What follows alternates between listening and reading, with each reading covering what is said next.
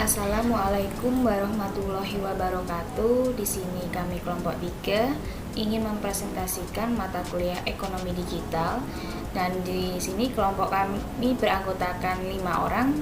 Yang pertama yaitu Cici Fadila dengan NIM 1908 10 10 10 24. Selanjutnya Aisyah Safanur Nabila dengan NIM 1908 10 10 10 26. Yang ketiga adalah Siti Huzaimah dengan NIM 1908 10 10 10 28. Selanjutnya adalah Dita Khusratul Afifah dengan NIM 1908 10 10 10 29. Dan yang terakhir adalah Erlinda Rahmanita dengan NIM 1908 10 10 10 31. Baik, selanjutnya adalah pokok pembahasan. Di sini terdapat 5 bagian pokok pembahasan. Yang pertama adalah konsep e-commerce. Yang kedua adalah perbedaan bisnis digital dan perdagangan secara elektronik. Yang ketiga adalah peluang bisnis digital. Yang keempat adalah risiko dan hambatan bisnis digital. Yang kelima adalah e-commerce dalam perspektif Islam.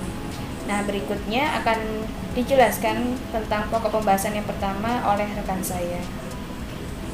Pokok pembahasan pertama terdapat konsep e-commerce. Yang pertama terdapat pengertian e-commerce. Di sini e-commerce itu melibatkan transfer data elektronik, pertukaran data elektronik, sistem manajemen inventory otomatis, dan sistem pengumpulan data otomatis. Menurut Kalakota dan Winston, dalam buku M. Suryanto mendefinisikan e-commerce itu menjadi beberapa perspektif. Yang pertama ada perspektif komunikasi. Di sini e-commerce merupakan pengiriman informasi, produk atau layanan atau pembayaran melalui lini telepon, jaringan komputer, dan alat elektronik lainnya. Yang kedua, terdapat perspektif proses bisnis. Di sini e-commerce itu didefinisikan sebagai aplikasi teknologi menuju otomisasi transaksi dan aliran kerja perusahaan. Yang ketiga, pengertian e-commerce menurut perspektif layanan. Di sini e-commerce itu merupakan salah satu alat yang memenuhi keinginan perusahaan, konsumen, dan manajemen dalam memangkas service cost ketika meningkatkan mutu barang dan kecepatan pelayanan. Yang keempat, ada pengertian e-commerce berdasarkan perspektif online. E-commerce di sini berkaitan dengan kapasitas jual beli produk dan informasi di internet dan jasa online lainnya. Selanjutnya terdapat kategori e-commerce. Menurut Louden dan Trevor mengkategorikan e-commerce ini menjadi beberapa tipe. Yang pertama, business to business adalah model e-commerce di mana pelaku bisnisnya itu adalah perusahaan, sehingga proses transaksi dan interaksinya adalah antara satu perusahaan dengan perusahaan lainnya. Contohnya adalah e-banking yang melayani transaksi antar perusahaan. Yang kedua ada business to consume, adalah model e-commerce di mana pelaku bisnisnya itu melibatkan langsung antara penjual dengan individual buyers atau pembeli. Contohnya airasia.com. Yang ketiga ada consume to consume, adalah model e-commerce di mana perorangan atau individu itu sebagai penjual berinteraksi dan bertransaksi langsung dengan individu lain sebagai pembeli. Contohnya itu adalah ebay.com. Yang keempat adalah consume to business, adalah model e-commerce di mana pelaku bisnis perorangan atau individual melakukan transaksi atau interaksi dengan suatu atau beberapa perusahaan. Jenis e-commerce seperti ini itu sangat jarang dilakukan di Indonesia. Contohnya sendiri itu seperti priceline.com. Selanjutnya terdapat fungsi e-commerce. Di sini fungsi e-commerce itu terdiri dari 4. Yang pertama, memudahkan komunikasi antara produsen, konsumen, dan pemasaran dalam promosi produk atau jasa. Yang kedua, memperluas jangkauan konsumen dengan pasar yang lebih luas lagi. Yang ketiga, memudahkan proses penjualan dan pembelian, serta mempermudah pembayaran karena dapat dilakukan secara online. Yang terakhir adalah adanya efisiensi terhadap dunia usaha, baik secara material maupun secara non-material. Dari segi biaya sendiri ini, perusahaan dapat menekan biaya misalnya dengan memanfaatkan telepon dan internet sebagai media penawaran dan promosi barang atau jasa. karena hal tersebut akan lebih murah dibandingkan dengan cara tradisional atau offline. Selanjutnya ada manfaat e-commerce. Di sini manfaat e-commerce itu terdiri dari 3. Yang pertama itu manfaat e-commerce bagi organisasi. Yang pertama itu memperluas marketplace hingga ke pasar nasional dan internasional. Yang kedua, menurunkan biaya pembuatan, pemrosesan, pendistribusian, penyimpanan data, pencarian informasi yang menggunakan kertas. Selanjutnya ada manfaat e-commerce bagi perusahaan. Yang pertama, memberikan lebih banyak pilihan kepada pelanggan dan pengiriman menjadi sangat cepat. Yang kedua, memberi tempat bagi para pelanggan lain di electronic community dan bertukar pikiran serta pengalaman. Yang ketiga, memudahkan persaingan yang ada dan pada akhirnya ini akan menghasilkan diskon secara substansial. Yang ketiga itu manfaat e-commerce bagi konsumen dan masyarakat. Yang pertama itu tentunya memungkinkan para konsumen untuk berbelanja dari rumah atau secara online. Yang ketiga, banyaknya diskon yang ditawarkan pada platform e-commerce itu menarik minat konsumen untuk melakukan belanja barang itu melalui platform e-commerce. Yang ketiga adalah merubah perilaku sosial berbasis media menjadi sosial berbasis bisnis. Baik, di sini saya akan menjelaskan mengenai perbedaan bisnis digital dan perdagangan secara elektronik. Nah, e-commerce dan e-business memiliki awalan yang sama, yaitu E, yang memiliki arti elektronik. Nah, maksud dari elektronik tersebut merupakan sebuah aktivitas transaksi yang dilakukan dengan menggunakan perangkat elektronik atau digital. Nah, e-commerce dan e-business juga memiliki tujuan utama yang sama, yaitu untuk mengembangkan dan memajukan sebuah perusahaan. E-commerce serta e-business merupakan salah satu terobosan yang digunakan untuk mendongkrak penjualan melalui pemasaran dan merupakan sebagai sarana untuk mempromosikan produk yang berbasis secara online. Ada beberapa perbedaan antara e-commerce dan e-business. Yang pertama, e-commerce merupakan sebuah pemanfaatan jaringan internet untuk proses jual beli, penggantian produk, dan pelayanan. Dengan kata lain, e-commerce merupakan sebuah transaksi bisnis yang meliputi transfer maupun serah terima kepemilikan hak atas suatu barang atau jasa dengan menggunakan internet. Transaksi bisnis yang dimaksud meliputi seperti pembelian dan penjualan barang serta jasa melalui internet tersebut. Pada prinsipnya, e-commerce yang melibatkan transaksi uang, sedangkan e-business sendiri tidak melibatkan transaksi uang. Kedua, kegiatan yang pada dasarnya melibatkan sebuah transaksi keuangan diistilahkan sebagai e-commerce. Akan tetapi, e-business adalah istilah yang lebih luas lagi. Ada beberapa hal yang selain menjual, meski pemasaran termasuk di dalamnya, yaitu termasuk penggandaan seperti bahan baku atau barang, pelangganan pendidikan, mencari supplier, dan lain sebagainya. Ketiga, untuk berjualan secara online adalah e-commerce. Namun untuk membawa dan mempertahankan pelanggan dan mendidik secara elektronik tentang mengenai produk atau layanan tersebut merupakan e-business. Memiliki sebuah website untuk melakukan hal itu tidaklah cukup.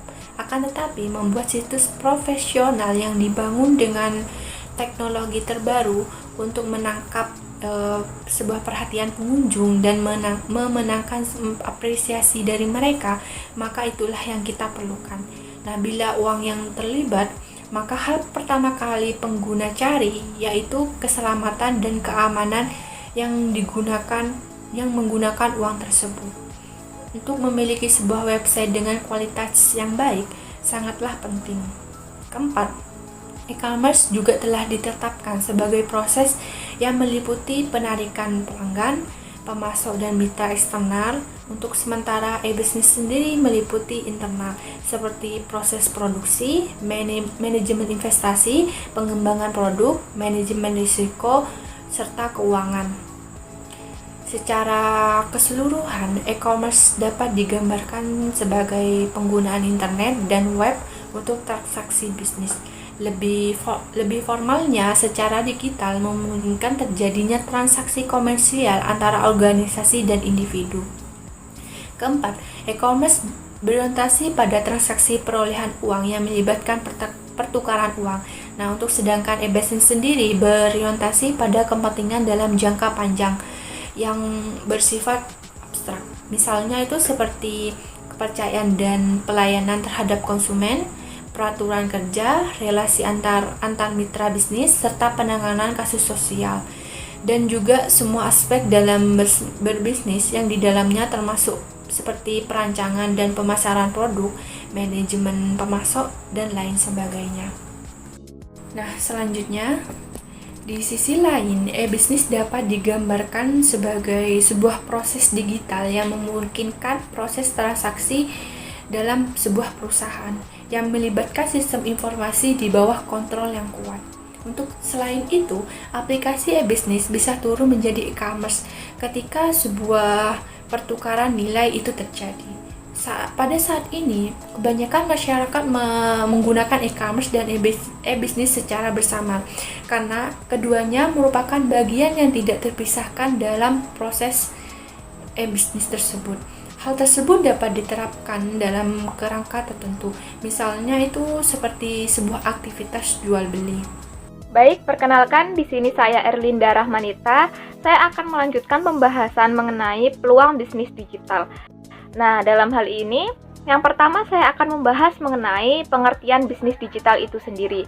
Nah, bisnis digital adalah salah satu jenis usaha yang memanfaatkan perkembangan teknologi untuk menciptakan produk maupun dalam pemasaran produk itu sendiri, yang mana biasanya disebut sebagai marketing produk yang di-branding melalui sosial media dan lain sebagainya.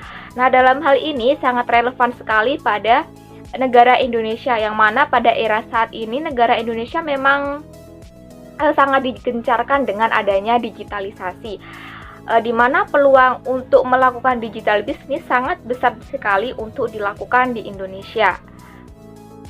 Kemudian saya akan membahas tentang peluang bisnis digital. Nah, berdasarkan hasil riset tahun 2019 yang dilakukan oleh Google bertajuk Fulfilling Its Promise, The Future Southeast Asia's Digital Financial Service, bahwasanya pada tahun 2021 penetrasi smartphone diproyeksikan mencapai 76%. Kemudian di tahun 2025 juga diproyeksikan akan mencapai 89,2%. Nah, dalam hal ini sehingga secara infrastruktur masyarakat Indonesia itu siap untuk menghadapi bisnis digital. Adapun sebanyak 196,7 juta atau 73,7% dari total penduduk Indonesia memiliki akses ke internet. Nah, dalam hal ini memang jika kita lihat memang sangat gencar sekali atau sangat banyak sekali peluang bisnis digital untuk dilakukan di Indonesia. Nah, dalam hal ini jika kita kaitkan dengan masa pandemi, maka digitalisasi atau aktivitas ekonomi semakin meningkat didorong oleh perubahan gaya hidup masyarakat yang beralih kepada digital atau beralih kepada online. Dapat kita lihat di sini juga dalam hal tersebut sangat penting atau sangat kita lihat bahwasanya peluang bisnis digital di era pandemi COVID-19 ini sangat tinggi sekali. Hal ini dapat kita gunakan atau dapat beberapa pihak gunakan untuk menjadikan peluang tersebut sebagai acuan untuk berkecimpung dalam bisnis digital. Nah, ketika kita juga pandang pada era pandemi COVID-19 ini juga, banyak orang beralih dari metode pembayaran tunai ke metode pembayaran digital atau yang kita biasa kenal dengan e-wallet. Di mana apalagi di masa pandemi COVID-19 sekarang, masyarakat semakin menjaga kebersihan dengan mengurangi penggunaan uang tunai. Nah, dalam hal ini, hal tersebut juga sangat mendorong adanya peluang bisnis digital yang sangat besar sekali yang bisa kita lihat di Indonesia. Dikarenakan di sini adanya bisnis digital juga merupakan salah satu cara untuk mengurangi penyebaran COVID-19 di Indonesia, yang mana ketika kita melakukan bisnis digital atau melalui digitalisasi online, kita tidak berinteraksi langsung dengan benda atau orang secara face to face, melainkan melalui online atau melalui media internet. Nah, di sini juga menjadi suatu jalan atau suatu solusi kepada kita, bahkan kepada masyarakat Indonesia untuk bisa mengurangi penyebaran COVID-19 di Indonesia itu sendiri. Nah, ketika kita melihat peluang digitalisasi atau peluang bisnis digital, maka banyak sekali peluang bisnis digital yang akan bisa digunakan. Yang pertama, contohnya dengan membangun toko online, kemudian menekuni bisnis afiliasi, kemudian menjadi seorang YouTuber, kemudian menjajal bisnis dropship, kemudian menjadi seorang blogger terkenal, kemudian menjadi Instagram atau influencer, kemudian menulis konten digital atau mengajar secara online.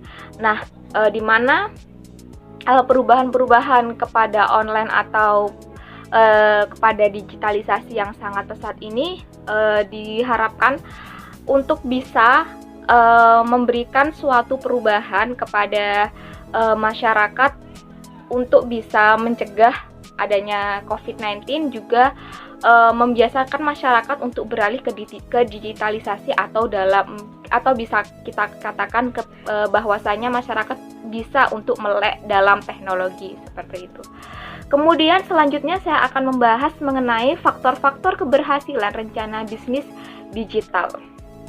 Nah, dalam hal ini menurut Suryana pada tahun 2013 keberhasilan dalam kewirausahaan ditentukan oleh 3 faktor.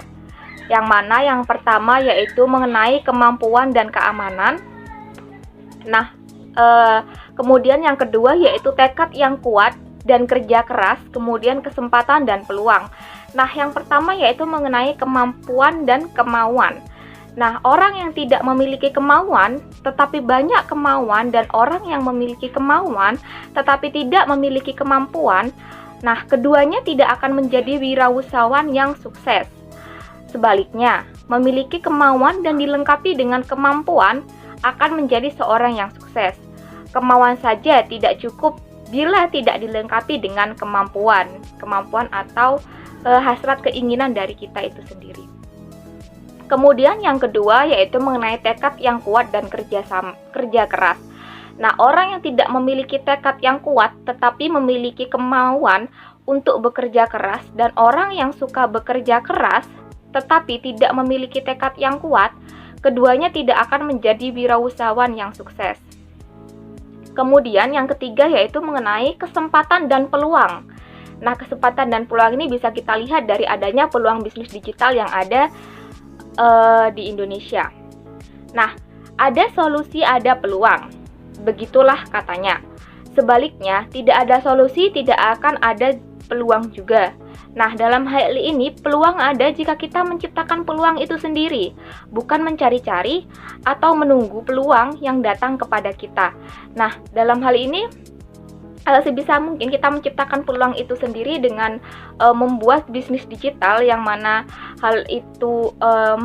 bisnis digital itu pada era sekarang memang dekat dengan masyarakat. Nah, ketika kedekatan bisnis digital dengan masyarakat ini bisa kita lihat sebagai peluang, nah, dalam hal ini kita bisa masuk kepada atau berkecimpung kepada bisnis digital itu sendiri untuk menciptakan suatu bisnis yang kompeten, yang baik, dan yang berkualitas untuk mengembangkan digitalisasi di Indonesia. Seperti itu.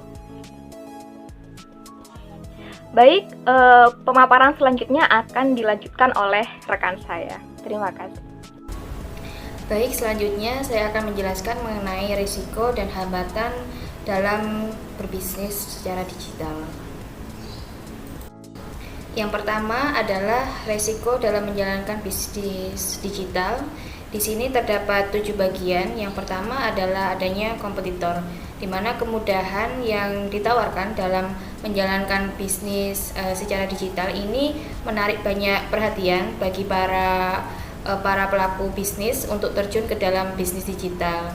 Nah, dengan bertambahnya jumlah pelaku bisnis secara digital ini maka akan memperketat dan mempersempit persaingan yang terjadi dalam bisnis ini, dan oleh sebab itu para pelaku bisnis ini harus pintar-pintar dalam menawarkan berbagai macam produk dan jasa yang unik dan juga berbeda dibandingkan dari para pesaingnya untuk menarik minat dari kalangan konsumen yang lebih banyak. Nah, bisa diambil contoh di media sosial. Di sana arus informasi ini sangat berjalan dengan sangat cepat, sehingga banyak sekali informasi atau pesan yang muncul atau hilang ini secara cepat dan sekejap saja. Dan inilah mengapa para pelaku bisnis digital harus menonjolkan konten sebagai media promosi di media sosial ini agar bisa menarik perhatian para audiens dan mampu bersaing dengan semua bisnis di platform media sosial lainnya. Yang kedua adalah banyaknya terjadi penipuan atau fraud, di mana penipuan ini menjadi ancaman besar bagi para pelaku bisnis digital. Meskipun di saat ini sistem keamanan online ini sudah semakin canggih dan juga modern, namun penipuan ini masih banyak dijumpai di bisnis secara digital ini. Dan penipuan juga ini terjadi akibat dari kurangnya kehati-hatian baik dari pihak pembeli maupun dari pihak penjual dalam melakukan transaksi di bisnis digital ini. Nah, semakin banyak pelaku bisnis online ini yang tidak bertanggung jawab bermunculan ataupun dari para penjualnya ini, maka akan semakin banyak para pembeli ini ragu untuk membeli produk atau jasa yang ditawarkan secara online. Nah, untuk mengatasinya, maka para pelaku bisnis digital ini harus pintar dalam meyakinkan konsumen bahwa bisnis yang dikelolanya ini adalah terpercaya dan juga aman. Yang ketiga adalah konsumen ini tidak bertanggung jawab. Biasanya dalam melakukan belanja online, ada saja konsumen yang menunjukkan ketertarikan dalam membeli sebuah barang dan jasa di online shop atau bisnis digital ini. Namun ketika mereka telah menemukan produk serupa dengan harga yang murah, mereka bisa saja mengabaikan pesanan yang telah dibuatkan sebelumnya dan memilih pindah untuk membeli barang tersebut di tempat pesaingnya. Sehingga para pelaku bisnis digital untuk mengatasi hal ini bisa saja memberikan batasan waktu untuk melakukan pemesanan dan pembayaran bagi calon pembeli agar terhindar dari ulah konsumen seperti ini. Yang keempat adalah banyaknya hacker yang mengincar bisnis online atau digital. Nah, pada umumnya hacker semacam ini itu mengincar online shop yang memiliki banyak pengikut atau followers, dan hacker ini akan berusaha mengambil alih atau menyalahgunakan online shop tersebut kemudian untuk mengambil keuntungannya. Yang kelima adalah perkembangan teknologi. Nah, di mana teknologi ini akan terus berkembang setiap waktu ke waktu, dan perkembangan ini bisa menimbulkan masalah bagi bisnis online, terutama bagi para pelaku bisnis yang tidak memiliki kecakapan dalam beradaptasi terhadap perkembangan bisnis online. Nah, sebaliknya, jika mampu beradaptasi dengan perkembangan teknologi maksudnya, ini akan memberikan peluang-peluang baru atau kesempatan baru untuk memanfaatkan teknologi untuk bisnisnya dalam jangka panjang. Dan para pelaku bisnis digital ini dituntut untuk mengikuti selalu tren digital yang penting untuk media promosi dalam mengelola bisnisnya. Misalnya, banyaknya platform media sosial yang seringkali mengeluarkan fitur-fitur baru. Fitur-fitur baru ini sebagai sarana promosi dan juga berkomunikasi dengan para audiens melalui cara yang lebih menyenangkan. Contohnya saat ini yang paling banyak digunakan adalah media sosial TikTok dan juga Instagram. Yang keenam adalah masalah finansial. Masalah ini terjadi pada para pelaku bisnis digital karena adanya ketidakdisiplinan dalam melakukan pencatatan keuangan. Bahkan tidak jarang ada bisnis online yang tidak melakukan pencatatan keuangan sama sekali, sehingga akan banyak masalah yang muncul dan dihadapi bagi para pelaku bisnis digital. Misalnya adanya kebocoran aset pada bisnis atau perusahaan. Hal ini disebabkan karena suatu perusahaan itu tidak memiliki proyeksi bisnis yang baik dan tidak mengetahui berapa banyak biaya yang dikeluarkan dan sebagainya lainnya. Yang terakhir adalah karakteristik konsumen yang beragam. Dalam menjalankan bisnis online, para pelaku bisnis digital ini akan menjumpai berbagai macam tipe konsumen dari berbagai latar belakang yang berbeda, dan tidak semuanya bisa diajak kooperatif dalam melakukan transaksi jual beli. Nah, para pelaku bisnis digital ini mungkin akan menjumpai jenis konsumen yang rumit, yang artinya itu terlalu banyak bertanya atau terlalu emosional dan juga lain sebagainya. Nah, dalam menyelesaikan permasalahan ini ada beberapa cara yang dapat dilakukan. Misalnya, para pelaku bisnis digital ini akan menyediakan chatbot berbasis AI yang berfungsi untuk menanggapi pertanyaan dari para pelanggan, untuk menanggapi perintah suara untuk tugas-tugas yang sederhana, dan memberikan rekomendasi produk melalui interaksi menggunakan bahasa yang sederhana juga, dan juga membuat daftar Frequently Asked Question atau FAQ ini untuk membantu para audiens menemukan jawaban atas pertanyaan yang sering ditanyakan. Baik, selanjutnya saya akan menjelaskan mengenai hambatan dalam menjalankan bisnis digital. Di sini dalam PPT terdapat 5 bagian. Yang pertama adalah bisnis ini seringkali tidak tepat sasaran. Biasanya minimnya pembelian ini bisa dikarenakan atau disebabkan oleh strategi yang dibuat oleh pelaku bisnis ini seringkali tidak tepat. Misalnya mereka ini mengirimkan suatu iklan yang berisi produk mengenai keperluan mendaki gunung, namun target sasaran penjual mereka adalah ibu-ibu yang mencari perlengkapan bayi, ataupun mereka juga mengiklankan suatu produk alat make up, namun target sasaran penjualan mereka adalah anak sekolah.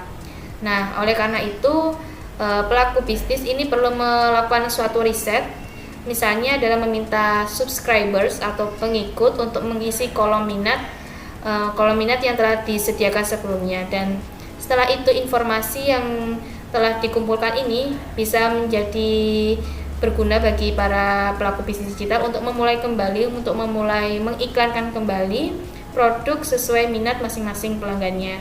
Dan iklan yang dilakukan memang harus serba tepat.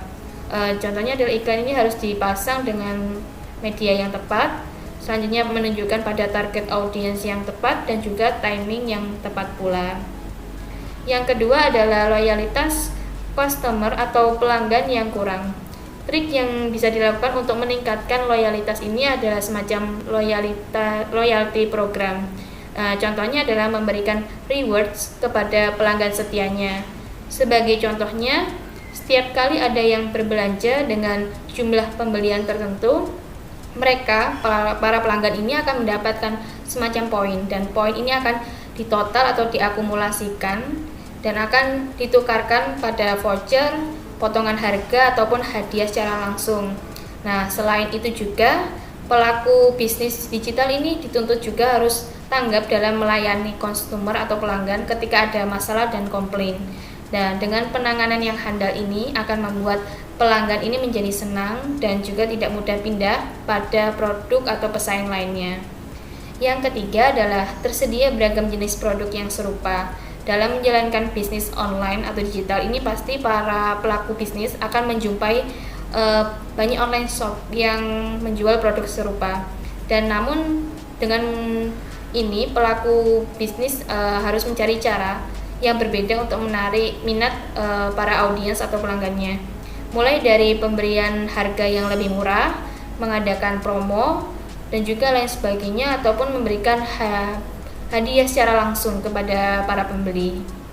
Yang keempat adalah kesulitan dalam membangun suatu relasi. Meskipun di saat ini bisnis di internet atau digital ini bisa membuka pasar di seluruh dunia, namun bisa lebih sulit lagi dalam mengembangkan relasi bisnis yang berkelanjutan antara para pembeli maupun para penjual. Nah, misalnya pelaku bisnis ini berlokasi di Indonesia, sementara para para pembeli ini berlokasi di Thailand atau Malaysia, maka pelaku bisnis ini tidak mempunyai kesempatan untuk bertatap muka dengan para pelanggannya ini. Meskipun teknologi juga sudah ada tersedia konferensi video yang memungkinkan untuk melihat calon customer atau pelanggan melalui layar komputer atau HP, tetap saja ada sentuhan personal yang kurang dibandingkan pertemuan secara langsung, dan ini menjadikan kesulitan atau hambatan dalam membangun relasi sebagai salah satu masalah bisnis online. Dan yang terakhir, nomor 5 adalah menemukan niche yang tepat. Dan internet ini adalah marketplace yang kompetitif, di mana hanya beberapa ide saja yang bisa membuahkan keberhasilan dalam jangka yang panjang. Dan setiap marketplace yang baru ini akan selalu berkompetisi dengan raksasa internet seperti Amazon atau eBay pada sektor tertentu, atau memasuki pasar di mana terdapat pelanggan potensial yang dapat memilih atau mencoba item contoh. Membuat pelaku bisnis ini perlu mengidentifikasi niche yang tepat atau ceruk pasar yang tepat dan memposisikan produk dengan baik dan juga tepat. Nah, contohnya adalah sebuah retail aksesoris rambut online. Ini juga menargetkan pasar secara spesifik, misalnya pasarnya adalah di kalangan perempuan dan dengan target spesifiknya adalah anak sekolah, dan produk yang disediakan juga akan menyesuaikan pada targetnya, yaitu aneka macam aksesoris rambut terkini yang sedang tren saat ini. Baik, selanjutnya saya akan menjelaskan mengenai e-commerce dalam pandangan Islam, di mana ada beberapa kontrak atau akad mengenai transaksi jual beli dalam Islam, yaitu yang pertama ada bai asalam, yang merupakan suatu perjanjian jual beli dengan pembayaran lunas di muka, sedangkan barang dikirimkan kemudian. Yang kedua ada bai al-istighna, merupakan suatu perjanjian di mana pembeli memberikan pesanan kemudian akan membayar sesuai harga barang tersebut ketika pesanan tersebut telah dibuat. Yang ketiga ada bai muajjal, merupakan suatu perjanjian di mana pembeli dan penjual keduanya telah sepakat untuk penangguhan pembayaran. Pada transaksi e-commerce, setelah terjadi kesepakatan antara penjual dan pembeli, maka pembeli akan membayar nominal barang yang telah disepakati. Jika pembayaran telah terbukti lunas, maka penjual kemudian mengirimkan barang yang diinginkan oleh pembeli. E-commerce maupun bai asalam memiliki unsur-unsur atau rukun-rukun terjadinya transaksi. Secara garis besar, terdapat 3 unsur, yaitu yang pertama ada pihak-pihak yang bertransaksi dalam jual beli, yaitu penjual dan pembeli. Penjual ialah pelaku transaksi yang melakukan transaksi dagang terhadap barang atau produk dagangannya yang kemudian dipasarkan melalui internet. Sedangkan pembeli ialah pelaku transaksi jual beli dengan cara membeli barang atau produk yang ditawarkan oleh penjual. Unsur yang kedua ada zigot pada bai asalam dilakukan secara lisan maupun tulisan, di mana kedua belah pihak melakukan pertemuan secara langsung. Sedangkan pada e-commerce, kehendak kedua belah pihak dilakukan melalui fasilitas internet. Yang ketiga ada objek transaksi. Objek transaksi dapat berupa barang atau jasa yang keberadaannya harus bisa diterima pembeli ketika kesepakatan pihak-pihak yang bertransaksi telah dilaksanakan. Setelah terjadi kesepakatan antara kedua belah pihak, maka pihak pembeli akan melakukan pembayaran sesuai dengan nominal barang yang dibelinya. Proses pembayaran ini dalam e-commerce dapat dilakukan melalui sistem transfer bank, cash on delivery atau COD, maupun menggunakan fasilitas kartu kredit. Namun untuk hal ini perlu diperhatikan dalam penggunaan kartu kredit ialah unsur ribanya, sehingga proses pembayaran melalui kartu kredit tidak disarankan dalam Islam jika mengandung unsur riba. Baik, selanjutnya saya akan menjelaskan mengenai kesimpulan dari presentasi yang telah dilakukan sebelumnya. Jadi, electronic commerce atau e-commerce singkatannya, ini dalam bahasa Indonesia berarti perdagangan secara elektronik, dan adalah aktivitas baik penyebaran, penjualan, pembelian, pemasaran produk, pada barang ataupun jasa dengan memanfaatkan suatu jaringan telekomunikasi, ini seperti internet, televisi, ataupun jaringan komputer lainnya. Nah, fungsi e-commerce sendiri ini ada beberapa macam. Yang pertama adalah memudahkan komunikasi antara produsen, konsumen, pemasaran, dan promosi produk ataupun jasa. Yang kedua adalah memperluas jangkauan konsumen dengan pasar yang luas. Yang ketiga adalah mempermudah proses penjualan dan pembelian serta pembayaran. Dan yang terakhir adalah efisiensi terhadap dunia usaha. Nah, untuk istilah e-commerce dengan e-business ini sangat berbeda, di mana e-commerce sendiri ini berarti pemanfaatan jaringan internet untuk melakukan proses jual beli, sementara untuk istilah dari e-business sendiri ini tidak melibatkan transaksi uang. Dan pada saat ini masyarakat saat ini melakukan e-commerce dan juga e-business secara bersamaan, dan karena e-commerce sendiri ini adalah bagian yang tidak terpisahkan dari proses bisnis itu sendiri. Sekian dari presentasi kelompok kami. Mohon maaf bila ada salah kata. Saya akhiri, terima kasih. Wassalamualaikum warahmatullahi wabarakatuh.